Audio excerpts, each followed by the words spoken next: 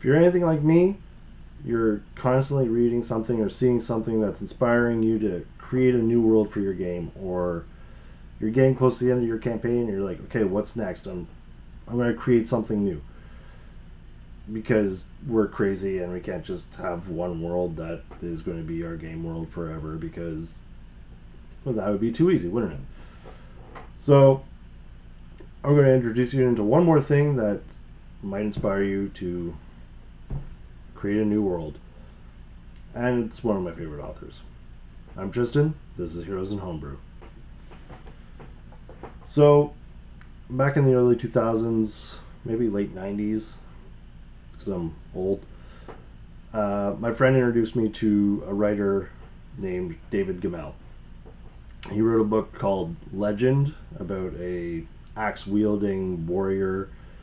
They're more sort of sword and sorcery Conan-esque books rather than Lord of the Rings. David Gemmell wrote a whole series of books about a particular world called Drenai and the Drenai and the Nadir people. And all of these books, although linked in some way, each one was its own story. Like, it wasn't a 13 book series that you had to read start to finish. You could pick up any of these books and read it on its own and enjoy it for what it was.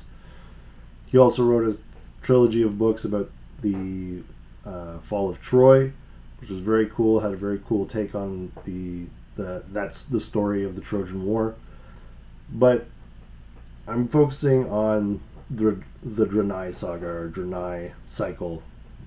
It's Drenai, not spelled like how they spell it in World of Warcraft. And the book I've picked up recently, because it's been a long time since I've read his books. I decided I'm gonna start reading him again because, I'm getting into Conan. I've been reading a lot of Conan, and I really enjoy this writer. So I read his books every few years. The one I picked up was King Beyond the Gate. So this takes place later in the timeline of the Drenai cycle, long after Druss the Legend, who his first book was based on the first character he wrote about. It was his first book. Long after the character Waylander, who was a crossbow wielding assassin, and it's about a group of heroes, or former heroes, who are taking it upon themselves to kill this despotic king who has taken over the world of the Drenai. The thing that caught my attention about it is that these aren't larger than life heroes who are like, haha, we go and they kill everything. The main character is very well set in the fact that he's going to die completing this mission, and he might not even complete it. But it's about like a brotherhood of warriors. They were the Order of the Dragon, but the king betrayed them and killed most of them off, and Tanaka Khan, the hero of the book, is racked with guilt that he didn't die with them, and he's taken it upon himself to kill this king. There's creatures called the Joinings, who are a weird magical mix of humans and wild beasts. They're super big and like vicious and wicked fighters. And along the way, he picks up a couple of other members of the Dragon Order that he thought were dead. And so, like, I've been reading this. I'm only maybe a third of the way through, and I thought this is a very cool story. There's another order of mystical knights, like clerics. If you're going to put it in game terms, they'd be clerics, called the 30, and their whole purpose is to die in battle.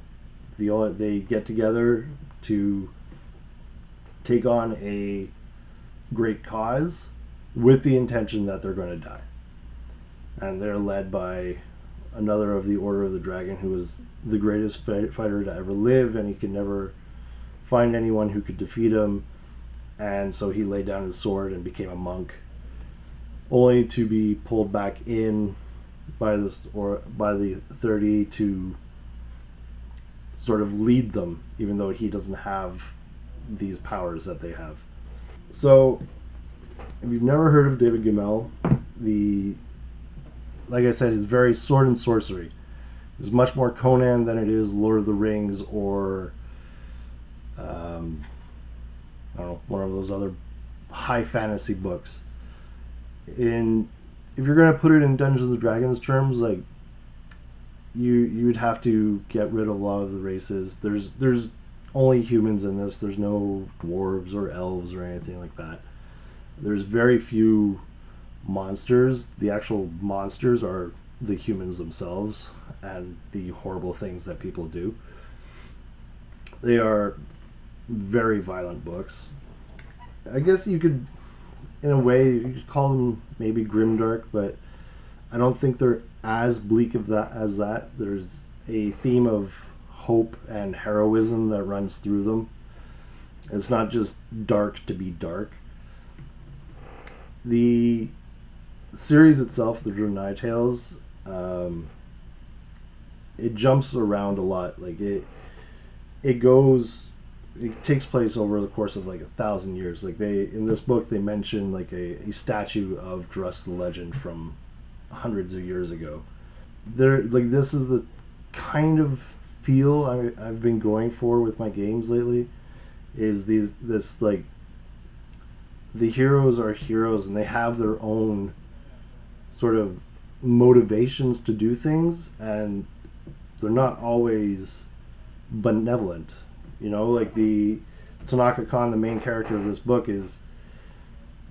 he's motivated by grief, but it's also a sort of like a personal vendetta. He doesn't care about others. He's willing to let others die if they're going to get in the way of what he needs to do.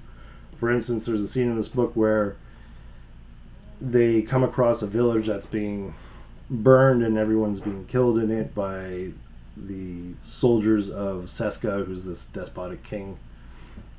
And there's a woman running away from the fire holding a baby, and she's being chased by these soldiers, and Tanaka Khan says if we try and help her, then we're just going to die, so we need to let things run its course. So he's if you're going to pick his alignment, he'd be neutral, right? He does things for himself, but in the end, like he'll do what's right. He does have sort of feelings, and like as much as he tries and be selfish about what he needs to do, he does think about others and always ends up choosing the right course of action. So if you've never heard of David Gemmell, I sincerely think you should check it out if you're interested if you like Conan or you like those sword and sorcery stories. Kind of a little bit of Game of Thrones, but not as thick, not as like heavy, and not as much political intrigue. It's very much about heroes being heroes regardless of the risk to themselves. Like a lot of times they are resigned to the fact that they are going to die succeeding in their mission, but they feel like that's what they have to do. Like in order to complete the mission, if they have to die, then so be it.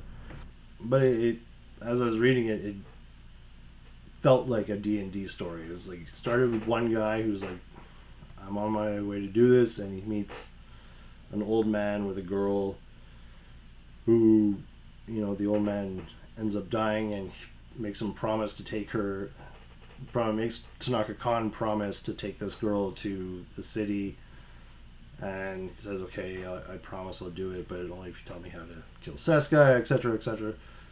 And so begrudgingly he takes charge of this girl, And he meets other people, and they join his cause. And he's slowly building up an army to take on Seska. Whereas once he thought it was going to be a sole mission, just himself doing it, he's now got followers who are following him to complete this mission.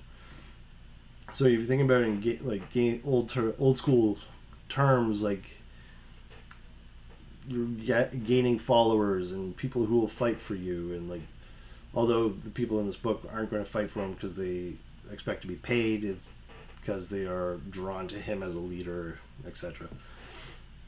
So I highly recommend you check out his books. He passed away several years ago. The first book, Legend, was published in 1984 or something like that. So these books are pretty old. They might be a little... I think you can get most of them on Amazon. The Troy trilogy, I know you can, and if you're lucky, you can find like the omnibus, which comes with like 3 or 4 of the books inside of it. It's like 1,000 pages, whatever. It's huge. But yes, take a look at it.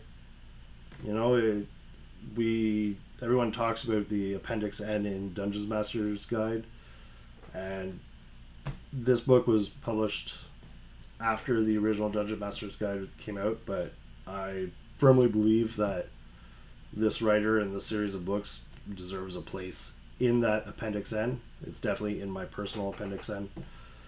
So check it out. And until next time, save a seat for me at your table.